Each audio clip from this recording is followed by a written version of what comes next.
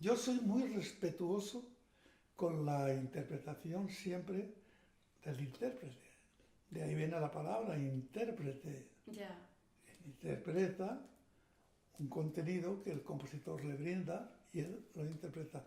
Soy muy respetuoso siempre que esté en una línea de interpretación que aunque no coincida con la mía, entiendo que es interesante. Quiero decir que en eso yo soy muy respetuoso. Ahora bien, también tengo que deciros una cosa, y no es que me ponga una medalla. Todos los intérpretes que pasan por esta casa, que afortunadamente pasan muchos, prácticamente todos dicen una frase calcada. Ah, bueno, es que esto es otra cosa. Lo dicen Claro. casi todos. ¿Qué es otra cosa? Pues a lo mejor que descubren que yo les he dicho algo que yo sentí cuando compuse la obra claro, y yo dije, mira, yo la sentí así, luego tú interpretas. Ah, no, no. Quiero decirte claro. que efectivamente siempre es bueno trabajar con el compositor. Cuando el compositor Fantástico. existe, pues oye, es interesante siempre Bueno, tener la visión del compositor. Pero cuidado, yo entiendo que el intérprete es el segundo compositor, ¿eh? ah, Ojo, quien compone la obra después de que el compositor lo ha hecho es el intérprete. Y aún más, hay un tercer intérprete que es el público. es verdad, Como el público diga que no, es verdad. el compositor a la cuneta, el intérprete a A la la cuneta. cuneta, sí, es verdad, es verdad. Por lo tanto, este misterio de la Santísima Trinidad, el principio, el medio y el fin, existe. Es verdad. Yo le quería preguntar, me estuve leyendo un poquito sobre su vida y sus experiencias. En Teruel, cuando era niño, usted tuvo relación con la banda y tocó, he leído que tocó el clarinete. Quería saber si usted tocó otros instrumentos estando en la banda y además si tocó algún instrumento de cuerda, además de viento, o si... ¿Cómo fue esa época, de la primera época, digamos? Bueno, la primera época mía con la música es una época muy, muy importante, pero no por mí, sino por lo que lo que suponía un niño como yo en una ciudad derruida por la guerra. Yo soy un niño de la posguerra, fui un niño de la posguerra, y entonces Teruel fue una ciudad absolutamente derruida, pero quedó en pie la banda de música de Teruel. Oh, Terminó la contienda y la banda de música empezó a hacer ya su trabajo como banda. Entonces yo de muy jovencito, mi padre, que era muy amante de la música y de la banda, pues a los cuatro hermanos nos introdujo en la Academia de Música de la banda. Y allí fue donde di los primeros pasos. Eh, Vamos a ver, estudié primero el solfeo y después cuando me dieron instrumentos, como yo tenía un interés especial por todo ya de niño, todo musical, estudié el clarinete, que es el instrumento que me dieron. Por analogía, estudié el requinto, que es el clarinete pequeño. Por analogía, también llegué a tocar el saxofón alto. su papá tocaba el saxofón. Mi padre tocaba el saxofón. Bueno, y entonces ya, en un campo de descubrir todo lo demás, pues llegué a hacer escalas con la trompeta. Ah, Tenía mucha inquietud por los instrumentos, incluso me acercaba a instrumentos de mayor peso, jugando con un bombardino, una tuba wagneriana. Quiere decir que yo en la banda de Teruel fue un aprendizaje maravilloso, porque yo descubrí allí muchas cosas. Y luego, como instrumento de cuerda, en la banda no se producía, pero había un profesor de violín, era muy interesante, y estudié también violín en aquella época, y hice violín hasta el sexto curso ah, de violín. Entonces tuve una formación, y por descontado el piano. inmediatamente, Después, sí. inmediatamente después. Ah, Y así se producen los primeros pasos en Teruel, que no había música nada más que la banda y la radio, cuando oíamos de tan pequeñito y tan poca música clásica, Radio Nacional, que había una hora sinfónica y yo estaba todos los días pegado a escuchar aquella hora. qué lindo. Esos fueron los primeros pasos. Ah. Y en Teruel, en esa época de niñez, ¿había, además de la banda, alguna rondalla o algo? ¿Usted tuvo en esa época de Teruel contacto con oír instrumentos de cuerda pulsada o no? No, Ah, no, porque la rondalla que podía haber por descontado era una rondalla popular o acompañando jotas. Pero vamos, sí, en eso sí, una rondalla haciendo un pasacalle de popular y de jota, sí, lo sé, claro. pero no llamaba, digamos, la atención, no llamó su atención en esa época, más la banda que la No, rondalla. sí, y el piano. Primero la banda. Los primeros pasos Sí. son la banda, que es un instrumento maravilloso, sigue siéndolo. Y después el piano ya. Vale. Mi padre, cuando vio que yo tenía alguna disposición para la música, contactó con un profesor de piano que tocaba allí en los cafés. Antiguamente, en aquella época, había siempre una orquesta Sí. y había un pianista zaragozano que tocaba muy bien el piano y di clases con él. Ah.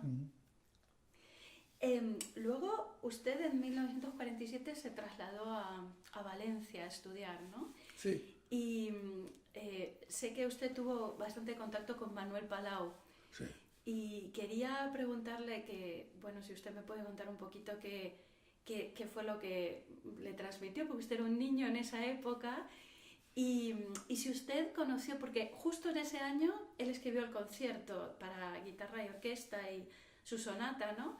Entonces, si usted en ese momento, cuando en sus charlas o en sus encuentros con Palau, llegó a tener conocimiento de aquellas obras y además, bueno, ¿qué fue lo que usted recogió un poquito de Palau, ¿no? Que, bueno, había estudiado con Ravel y todo. Bueno, vamos a ver, es que yo he conocido a dos Manuel Palau. Uno cuando yo llego a Valencia, yo voy a examinarme un año, no recuerdo cuál, a Valencia de 4 cursos de piano. Ajá. Y 3 de solfeo. De una tacada me examiné de casi todo lo que había aprendido hasta ese momento. Y a partir de este hecho, entonces ya me matriculan mis padres, ya me llevan a Valencia a estudiar. Y allí estudio ya piano, armonía, historia de la música, todas las asignaturas que se daban hasta ese grado medio, ¿no? Entonces yo con Palau ahí no tuve ningún encuentro en absoluto, porque era un ser superior para un jovencito que estaba empezando. Pero sin embargo, cuando ya me acerco hacia Madrid, cuando ya estuve pasando varios años en Valencia estudiando, ya componía yo, Sí. ya empezaba a componer y ya recuerdo que ya tuve contacto con Palau. Y entonces Palau era un hombre me parecía distante, pero no lo era un hombre muy entrañable.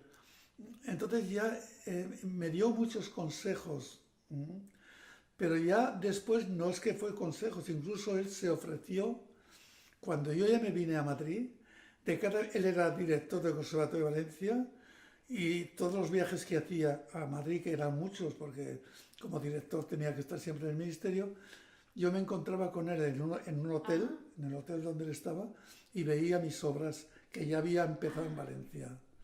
Entonces en ese momento ya tuve una relación de maestro con Palau.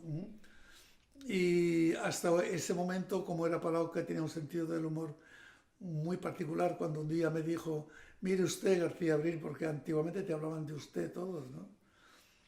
Yo ya no puedo enseñarle más, así que empiece usted a hablar por sí, solo, ¿no? Y ya en ese momento terminamos, pero yo tampoco sabía lo del concierto de guitarra, no lo conocí nunca. Ajá. No, lo he conocido después, pero en aquella época yo conocía pues la marcha burlesca, algunas obras de cámara muy bonitas que ahora no me acuerdo, de los nombres, pero conocí bastantes obras, también canciones. Bueno, canciones, yo era un pianista en aquel entonces bastante interesante y yo estudié armonía con el maestro Pedro Sosa, que fue el autor de un pasodoble que es el himno casi de Valencia, que es lo cant del Valencià. Y entonces Pedro Sosa admiraba mucho a Palau y entonces las canciones que escribía Pedro Sosa me acogía a mí, que era su alumno preferido, para que yo como pianista fuese a presentarle a Palau las canciones de Pedro Sosa. Y yo era el emisario pianístico. Ay, qué bueno. Bueno, todo esto lo cuento como anecdotario, ¿no? Sí, sí, fantástico. Qué bueno. Y con López Chavarri, usted sé que fue muy amigo de Chavarri Andújar, del hijo, Sí, ¿no? claro. Y conoció, bueno, antes nos comentaba un poquito, conoció a su padre, Sí. tuvo contacto con Eduardo Sí. López Chavarri. Quería saber un poquito también de esto, si nos cuenta un poquito de su relación con Chavarri y también si él, en ese momento usted conoció las sonatas que él había escrito para guitarra, ¿no? Que las llegó a conocer o... Sí, yo conocí a la familia Chavarri, también a la madre que era profesora de solfeo, doña Carmen Andújar, que era una magnífica profesora de solfeo. Ajá. Le conocí a don Eduardo López Chavarri, el mayor, porque cuando yo le conocí yo era un niño, cuando estaba en Valencia era muy jovencito, y Eduardo López Chavarri, el grande en altura intelectual y musical, Sí. porque era muy pequeñito de estatura. Sí. Cuando yo le conocí, él era ya un señor muy mayor, Ah, porque ya tuvo a Eduardo hijo, lo tuvo ya a los 70 años, es verdad, él murió muy mayor, ¿no? Porque Muy vivió mayor. casi 100 años, ¿no? muy cercano a los 100 99. años. Yo le conocí Sí, muy sí. mayor. Sí, sí. Vivía en unos chalés al lado de una ciudad que se llamaba la ciudad de los periodistas, en Valencia, y tuve muy buena relación también con el Eduardo, que toqué muchas veces para él el viejo Castillo Moro, Ah, que es una canción muy tocada de Eduardo Sí. López Chavarri, padre, sí. Y luego a través de su hijo conocí mucha música de Eduardo López Chavarri, que tampoco se le ha hecho justicia en Valencia porque tiene obras muy interesantes, es un gran compositor. muy Sí, interesantes, sí, Sí, sí. sí. Pero sí tuve muy buena relación y con el hijo muchísima, porque el hijo estudió también en Madrid y estudiamos juntos. Sí. ¿Mm? Y tocó muchas obras suyas, ¿no? ¿Eh? Tocó muchas obras suyas, ¿no? Tocábamos a dos pianos, Ah, mucho, tocábamos, no obras mías, tocábamos un repertorio de dos pianos. Él fue y yo también de jovencitos, fuimos profesor del Ramiro de de Maeztu, maestro, sí. aquí en Madrid, que nos trajo un gran pianista valenciano, catedrático de francés del instituto, que fue Sí. Leopoldo Querol. Querol, sí. Es la historia. Qué bien. Bueno, siguiendo un poquito, quería preguntarle, cuando usted vino a estudiar a Madrid en el año 52, ¿allí usted tuvo contacto con compañeros guitarristas o tirando un poco, ¿no? Siempre de la guitarra en esta entrevista? Vamos a ver, yo tengo una gran formación guitarrística porque, mis principios con la guitarra, mis primeros contactos de guitarra son a través de guitarristas que fueron grandes amigos míos. Por ejemplo, Alirio Díaz, Ajá, que él era ya un guitarrista estupendo, sí, claro. y yo era un jovencito que estudiaba en Siena, en los cursos de Siena. Y allí conocí a Alirio Díaz, que nos hicimos grandes amigos, y a otro gran guitarrista venezolano, que fue Rodrigo Riera, Ajá, fantástico guitarrista, sí, sí. que luego se hizo muy compositor. Luego conocí a Antonio Membrado, a Emilita Corral, que fue después la mujer de Andrés Segovia, Sí. y a muchos más. Entonces yo iba a los cursos de Andrés Segovia en Siena, y yo asistía como de oyente a los cursos, porque además era amigo, como acabo de decir, de alumnos de... Emilita era alumna de Segovia, entonces, Emilita. Yo le llamo Emilita en tono cariñoso de amigos. La marquesa de no sé qué es ahora, un marquesado Sí. estupendo. Bueno, entonces yo tuve un contacto con el repertorio de guitarra, yo asistía a todas las clases y luego después de las clases seguíamos la clase, yo lo seguía con mis amigos, sobre todo Alirio y Rodrigo Riera. Ajá. Más con Rodrigo Riera, porque Rodrigo Riera era un hombre apasionado y entonces sí, le gustaba tocar siempre delante de ti y explicarte cómo eran los joropos y las cosas venezolanas. Y yo aprendí mucho de ellos, aprendí muchísimo. Todos querían obras mías, me pedían Claro. amigos y yo nunca la hice, Ah, porque no, yo no me sentía preparado. Y luego tengo un anecdotario de la guitarra maravilloso. Después, con ellos aprendí muchísimo. Seguramente lo que más aprendí fue en los cursos de Siena, que fueron 3 años. Y con Rodrigo, él vivía en Madrid. Alirio no, Alirio vivió en Italia, pero Rodrigo vivía en Madrid y tuvimos una relación muy cercana ah, y nos reuníamos continuamente y bueno, éramos muy amigos. Y aprendí muchísimo, porque aprendí el repertorio segoviano por descontado. Pero luego mucha música popular venezolana, ah, muy interesante. Y, y tuve muy buena relación y aprendí mucho. Ahora bien, cuando ya llegó a España, yo no había escrito, había hecho algunos bocetos de música para guitarra, pero no estaba todavía. Y yo tengo dos anécdotas que son estupendas, porque una era de Yepes, y me dijo un día, oye, Antonio, ¿y tú no tienes nada para guitarra? Compón.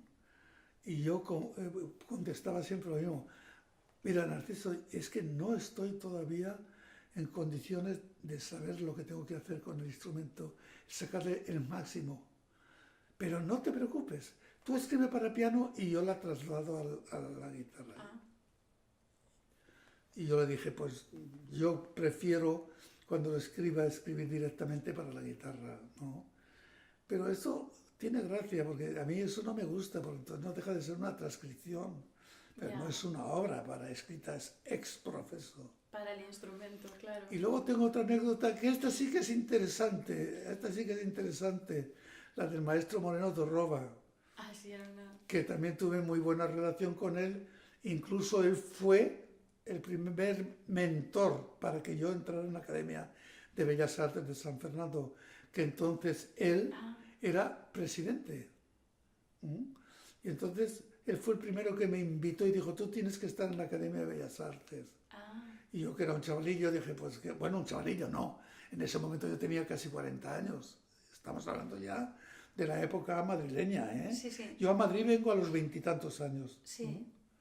A los 22 o 23, no me acuerdo, ¿no? Y cuando me habló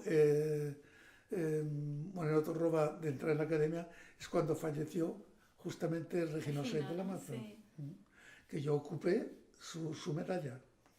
E hizo un precioso discurso. Sí, El de la defensa de la sí. melodía, precioso. Pues entonces, la anécdota que tengo con Moreno Torroba es la misma pregunta que me hacía, que por qué no componía para guitarra, y la contestación mía la misma. Bueno, que todavía tengo que aprender más porque yo quiero dominar lo que hasta donde yo pueda para poder dedicar mi música en la guitarra. No, pero usted no tenga ninguna preocupación con esto. Y ahora viene lo bueno, ¿eh? Usted componga como si compusiese para la mano izquierda del piano. No es mala cosa, ¿eh? No es mala idea. No total, no es una idea total, pero para que un compositor se inicie en una visión general de la guitarra no es un mal consejo. Lo digo después de haber escrito tanto para guitarra. Sí. No es total, no es total, pero es una muy buena idea. Es decir, la guitarra de alguna manera en la mano izquierda puede acercarse a la escritura de la guitarra. Hombre, no perfectamente, pero sí lo que debe ser, lo que son acordes o una nota, un acorde, dos acordes, de alguna manera. Pero tampoco coincide con el planteamiento mío, porque mi planteamiento es que cuando he escrito las 6 partitas para Hilary, he escrito para violín. Claro. Para violín. Y cuando todo lo que he escrito para guitarra, he escrito para guitarra. En la medida de lo que yo he podido saber y aprender de tantas cosas que he aprendido de la guitarra. Pues sabía, no sé si ahora sé tanto, porque... ¿Ahora sabrá más? Pues no lo sé, pero yo sabía bastante de los recursos de la guitarra y lo sigo sabiendo. Es un instrumento difícil de escribir para guitarra, es un instrumento muy... Yo he defendido que la guitarra es el instrumento más intelectual y más complejo de toda la historia de la música. No. Eso lo mantengo yo, ¿eh? Qué lo bien. mantengo. Qué lindo que usted diga eso. Sí, porque es un instrumento polifónico y es un instrumento que si quieres de verdad dar profundidad a lo que es la guitarra, lo tiene todo. No tiene ninguna limitación. Lo que tiene son grandezas que hay que obtener. Entonces me encanta y por eso he escrito tanto por la guitarra, porque quieras o no quieras, es bastante lo que he escrito. Mucho.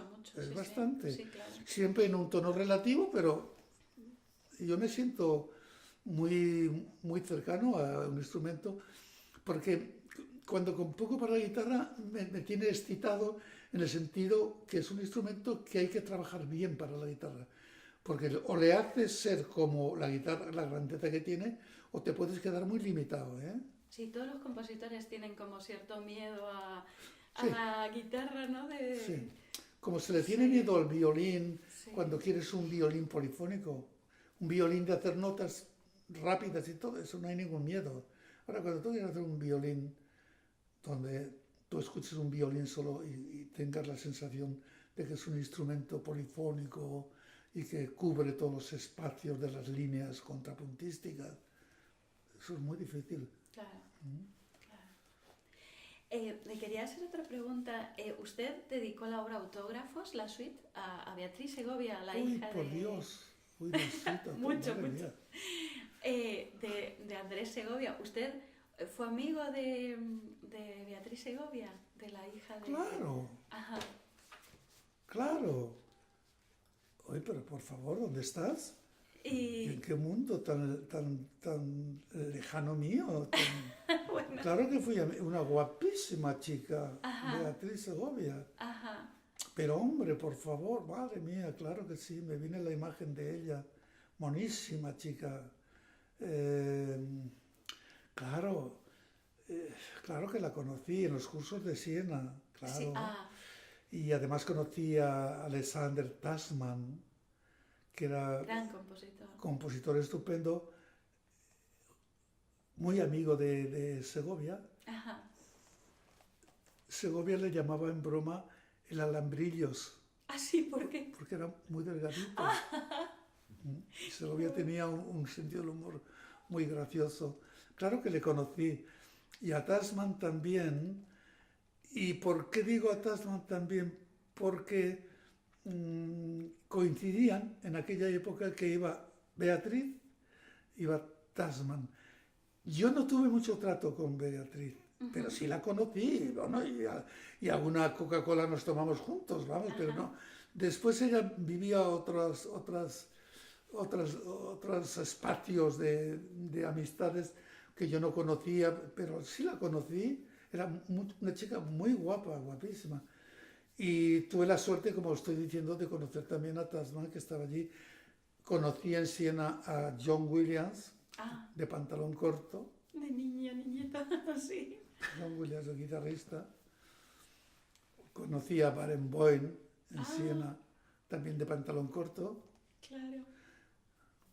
Porque yo en ese momento que fui a Siena, yo tenía ya, me parece que eran 21 años. Era muy joven usted también, Tenía claro. 21 o 22 años. Y los 6 o 7 años que yo le puedo llevar a John Williams, Claro, claro. y si yo tenía 20 años, ellos tenían 13 o 12 o 14, y yo los recuerdo con pantalón Es que corto. a esa edad, esa poca diferencia Claro, es es mucho. enorme, No sí. eres un niño, Claro, claro. Y usted con Segovia llegó a relacionarse, aparte de los cursos, llegó a relacionarse, digamos, a tener un poco de trato personal o solamente se relacionó en los cursos? O sea, ¿usted asistía a sus cursos y...? Yo tuve la suerte de ser amigo personal del maestro Segovia Ah, ¿qué? por varios motivos. Uno, porque nos conocimos en Siena, cuando yo iba a los cursos de él, yo era muy jovencito, pero ya yo entablé una conversación con la distancia del supermaestro y el estudiante, ¿no? Pero ya había un cariño hacia mí, yo lo sentía. Pero después coincidimos en la Academia de Bellas Artes ya como académicos. Segundo motivo, tenía ya una relación ya más de tú a tú, vamos, con la diferencia de años. Y una tercera, nació un hijo suyo, Andresito, cuando nació mi hijo Antón. Se hicieron amigos, porque siempre que cumplía años Segovia, y Emilita, que ya era la mujer, sí. me invitaban al cumpleaños a su casa. Invitaba a pocos, pero era yo. Aurea, a mi mujer no la habéis conocido, que era una maravilla, y yo íbamos siempre a los cumpleaños. Una mujer guapísima, además, sí, encantadora. Sí, y maravillosa, sí. Sí. Bueno, es famoso. Le doy mi pésame. Le querían, con retraso, gracias, pero... le querían más que a mí. Yo se lo decía a ella. Yo creo que la gente te llama a ti porque te quieren más a ti que a mí. Y cosa que me alegra mucho, decía yo. Era una maravilla, una mujer, una maravilla, una maravilla. Sí, sí. Pero no lo digo yo. Todo el mundo habla bien de su mujer, ¿eh? Pero, vamos, en Los Ángeles, en un concierto con Hilary Hahn, dedicó el concierto, estaba yo allí, dedicó el concierto a Aurea. O sea, con eso os digo la dimensión que Aurea, mi mujer, tenía. De la relación con el maestro Segovia, es que había muchas cosas en común. Y Andrés Segovia venía, insisto, muchos días se venía mucho antes a casa, en mi casa que estaba aquí al lado. Nos sentábamos, tomábamos un aperitivo, cenábamos incluso alguna vez, y se llevaba a su niño, a Andresito. Y entonces la relación que tuve también le dediqué las evocaciones, sí. Que todas las evocaciones están dedicadas están basadas en alguna frase o en algún verso de los poetas que él fue amigo. Eso era una de las preguntas que quería hacer, ¿cómo había elegido esos poemas? Ahí sí que me ayudó, Emilita. Me ayudó porque fue ella quien me dijo, pues Machado, ahora no me acuerdo los poetas que había, pero todas... García Lorca, Madariaga, el ocho sonoro, donde el aire... Pues, sí. Entonces esos datos me los suministró Emilita, y insisto, la relación y evocaciones, que es la primera... Mi primera obra no es evocaciones, mi primera obra es el concierto agriano. Sí. Sí. Y usted antes escribió cuando fue a Italia para estudiar con Goffredo Petrassi, tengo entendido que escribió una obra, 3 movimientos para guitarra, pero nunca la editó, ¿no? ¿Cómo era esa obra y por qué no le convenció, no la quiso editar? Vamos a ver, en la época que yo estuve con Petrassi, yo ya era un compositor. Ya tenía obras de cierto relieve, mi primer concierto de piano y orquesta, la sonatina, claro. Que tenía ya. Sí. Pero yo quería trabajar con Petrassi porque en Europa había 2 grandes maestros de lo que entonces llamábamos la vanguardia, que era en París estaba Messiaen y en Roma estaba Petrassi. A mí, como compositor, me gustó siempre más Messiaen. Me gustó mucho más que Petrassi, teniendo el mismo respeto y cariño para los dos. Pero me interesaba mucho más la cultura italiana. Yo quería estar en Italia para conocer la arquitectura, conocer la pintura, sobre todo, la pintura, la arquitectura. y también la música primitiva de las iglesias romanas, italianas. Y por eso decidí ir a Italia a trabajar con Petrassi. Entonces, la pregunta... La obra, usted sé que escribió una obra, tres movimientos sí, para guitarra. Bueno, vamos a ver. Yo recuerdo que hice...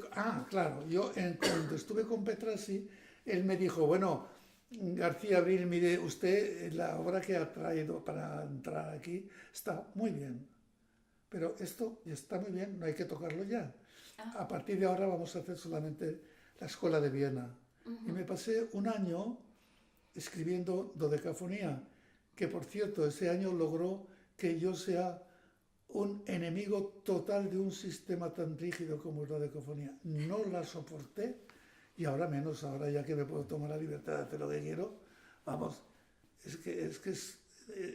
prohibiciones en música.